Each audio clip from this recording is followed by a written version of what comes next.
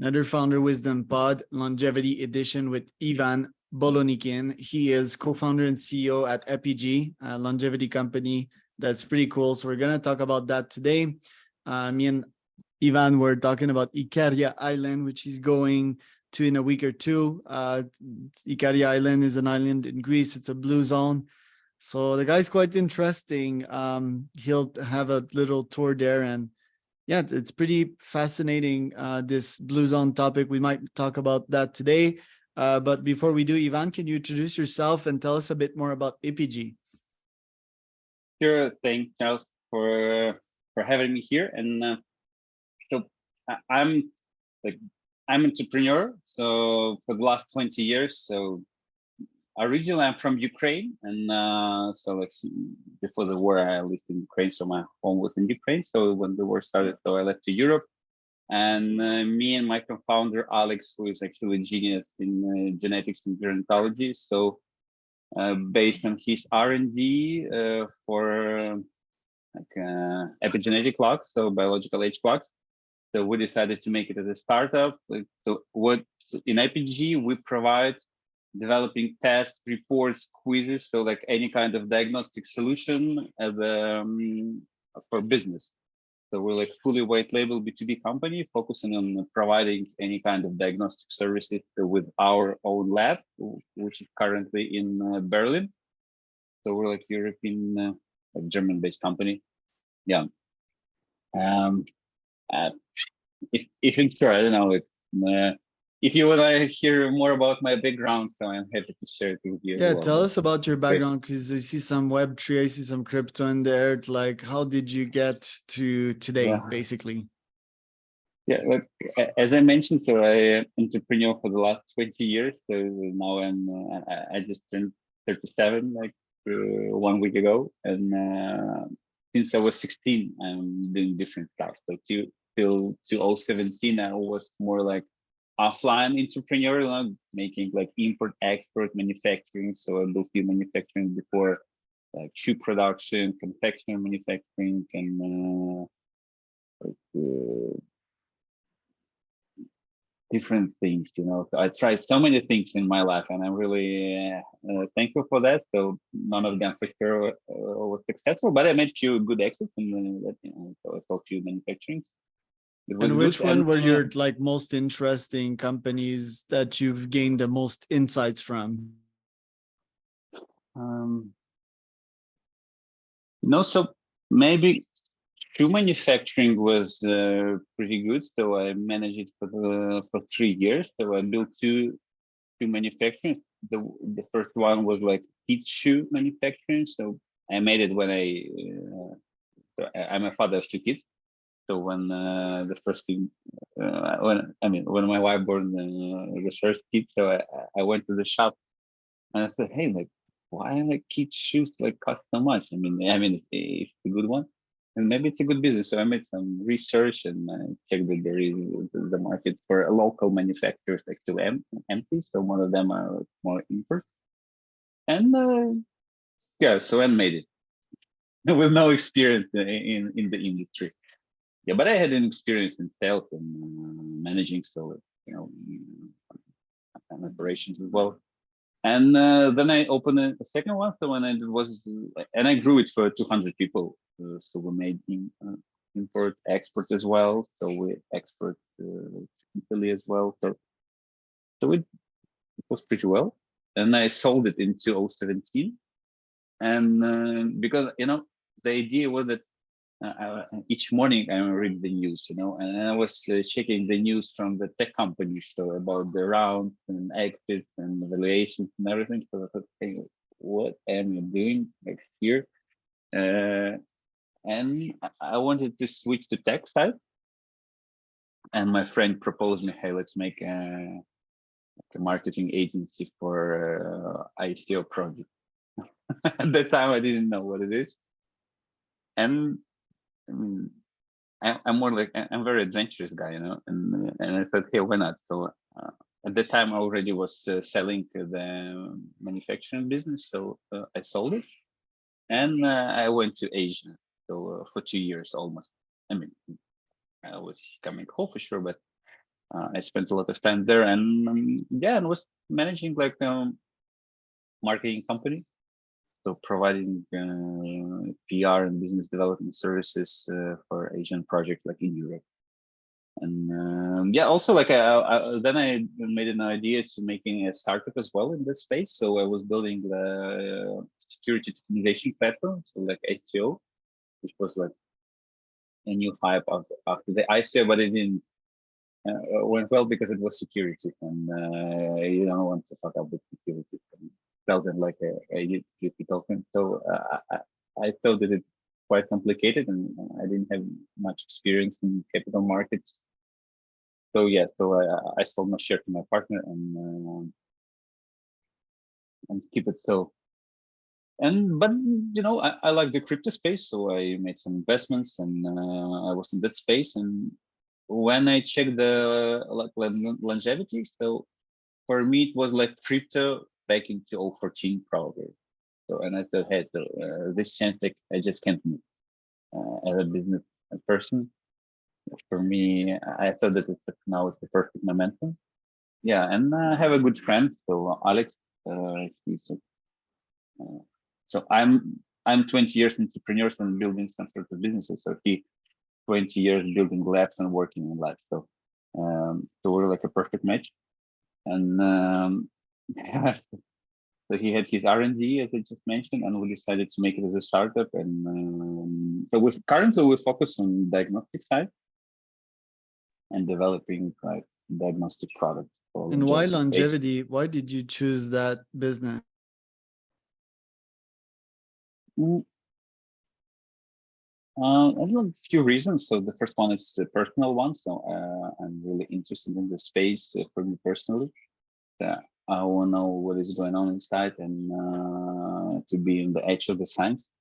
Um, and the second thing, I think it's a great business opportunity. Maybe now it's not so popular, you know, like preventive medicine, it's quite hard to sell.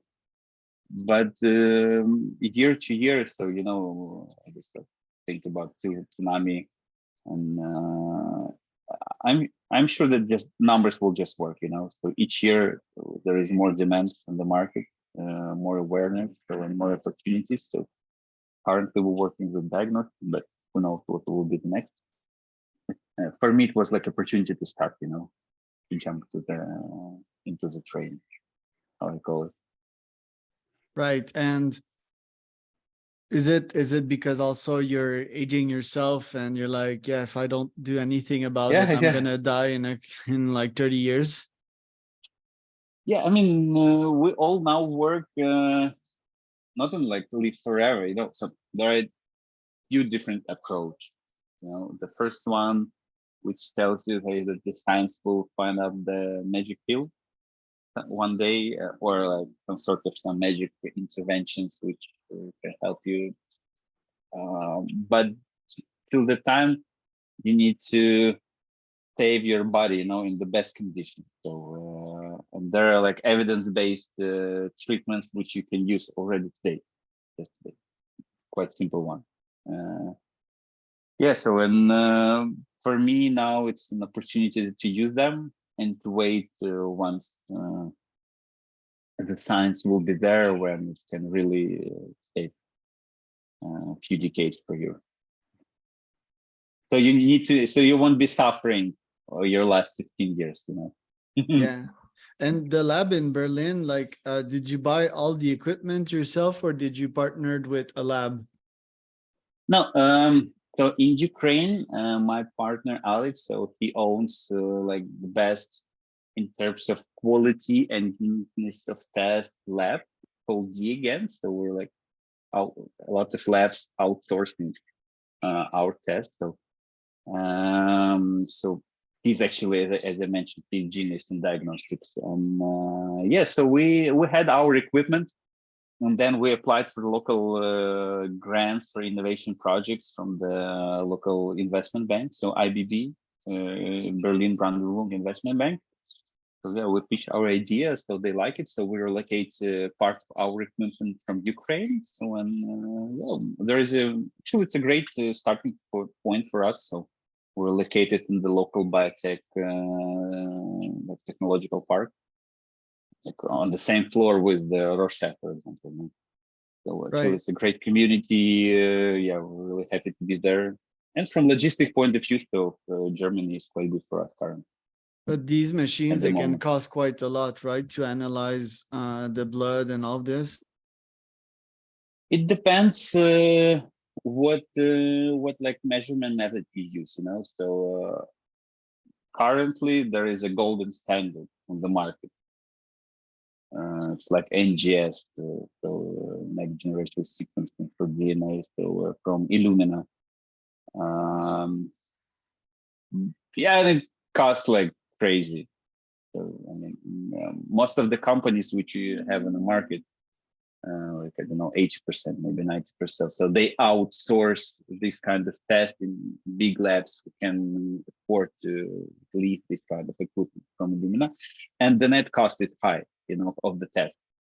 So this is actually our main advantage, so that we're using a bit another approach. So we combine our experience in forensic studies as well, So we're using another setup. And from the very beginning, so we designed our test to be more like cost effective and rapid. So with NGS, so you need to wait at least like 4 weeks in the best case scenario, so maybe like 6 weeks. In our case, so we need just 3-4 days in lab, and the net cost like 3 times lower. So yeah, so the idea So was to make this how do you test optimize more that? affordable. Like, is it a software thing? Is it optimizing the hardware itself? How do you do that?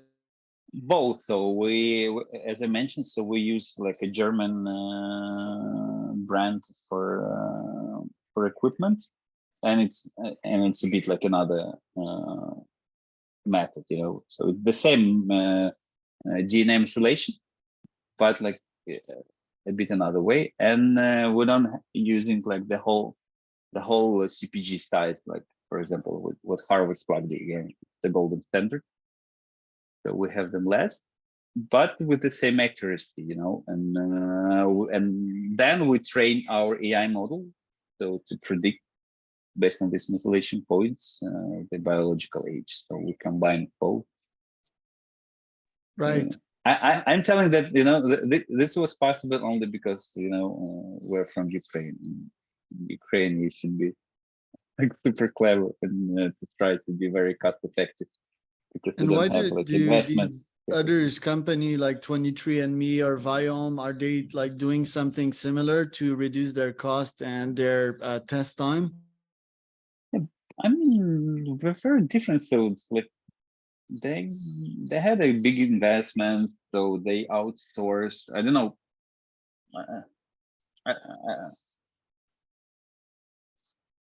I don't know about the Viome, but for 23andMe, if if I'm not wrong, so they even make it in Malaysia, So they're trying to. I mean, it's quite a big company, so with a big budget, so they can afford their own labs, so they can afford like the latest machinery setup and everything. So when they can outsource, try to reduce the cost outsourcing the services in abroad, in Malaysia, Taiwan, maybe, so they can pay less. Yeah. So Right. and in our case, so we're trying to do the best with the limited resource. Yeah, which is the right approach. These biological age tests, like I guess there's around a couple other companies that currently do it. It's still a gross estimation. I would guess. How do you make sure that this age is accurate? Like what factors are in the algorithm that gives you the final biological age that you have? Mm, if I understood your question right, so like I mean, being honest, so currently the whole science in this epigenetics and biological issues, so we're in the very beginning, and I'm sure that in the next few years the methods and the ideas can be revised. So, and maybe another approach can be used. So our vision that we are like on the edge of the science, so checking what is going on in science, so we can implement this kind of solutions in our products. So, I mean, as I mentioned at the very beginning, so most of the companies, so they use Harvard's law, so which is the golden standard. But the bad thing that it takes more time and it costs a lot. So in the end user, so he needs to pay like $350, $400. And for the B2B companies who would like to implement this kind of solution, so it just kills just, I don't know, 90-95% of all potential customers. It's a lot because the idea that you need to make this test few times per year. So then you need to pay, 1,000, 1,500 per year only for one test. So pretty much. So Yeah, our idea that people need to save the money, so it can be 300 per example, in the end, 400 for the same amount. which is nice. Did you study what are they called? Insider Health. That company that is like leading in the test. Inside Tracker. Do you know them? Yeah, of course. What do you think about that? I think they're probably the leader in that field, right? No, I think so. Speaking only about the epigenetic biological age clock, so I think the market leader is like True Diagnostic. They have their own labs, so they're cool. So I think they have the biggest epigenetic banks currently. Yeah, so they're good. Inside Tracker, so it's more like a D2C product, so they're consumer product, yeah, because so they're providing reports, recommendation. But being honest, I didn't try their product, so I can share some details. So yeah, but I checked another one. Yeah. What do you think about Brian Johnson and how he tests his biological age? Is that the right way to do it? I think the whole idea of his like biological age like contests or how it's called, like an Olympic Games, yeah, biological age Olympic Games. So I mean, from the marketing side, I think it's genius. It's good. It's cool. I like the whole idea, so that you can compete with other people and your biological age. So, but then for me, the main advantage for the end user, so the main benefit from the biological age clock, so that you can at least say, so there is opportunity that you can measure any kind of intervention which you're using, So you can go to the cold plunge for the 10 years, but you don't know the right effect. So of course, so there is a combination of different lifestyle changes, but at least now you can check it. So before that, back then, so you don't, so you're taking vitamin D the whole your life, so but you don't know how it affects personally your body, So not the one who had some clinical studies. So yeah. And speaking about the Brian Johnson, I don't know. I like what he's doing, but he looks so sad.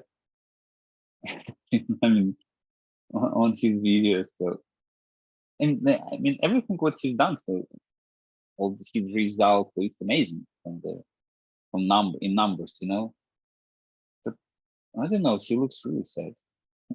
I don't want to be sad. Yeah, well, serious or obsessed about like surviving long enough to be happy, maybe.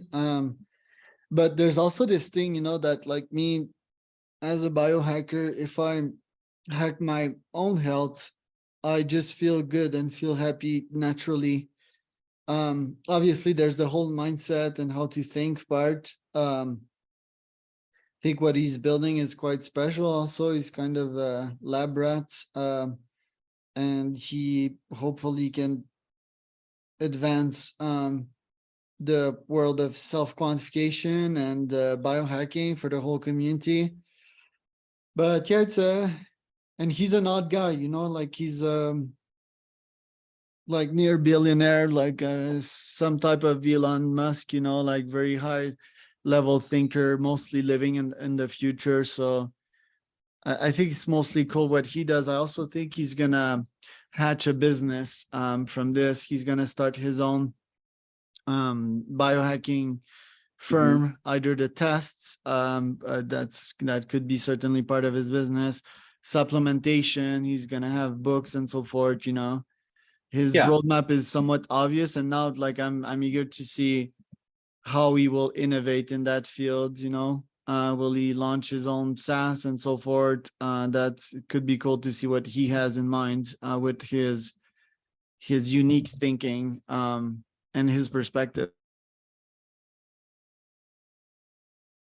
Yeah, I'm sure that he will end up there, so making his blueprint as a successful business, actually. So it's very logical that he has an attention, he got some influence, now he became like an influencer, so a lot of people want to check him.